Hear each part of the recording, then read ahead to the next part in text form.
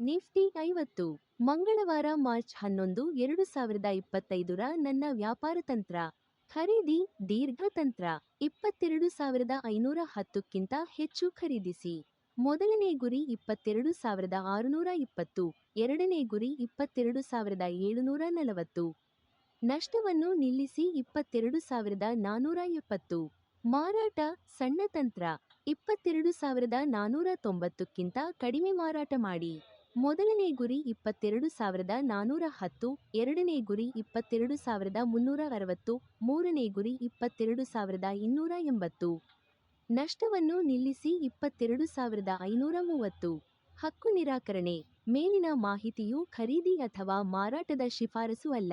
ಷೇರು ಮಾರುಕಟ್ಟೆಯಲ್ಲಿ ಯಾವುದೇ ಸ್ಥಾನವನ್ನು ತೆಗೆದುಕೊಳ್ಳುವ ಮೊದಲು ದಯವಿಟ್ಟು ನಿಮ್ಮ ಹಣಕಾಸು ಸಲಹೆಗಾರರ ಸಲಹೆಯನ್ನು ಪಡೆಯಿರಿ.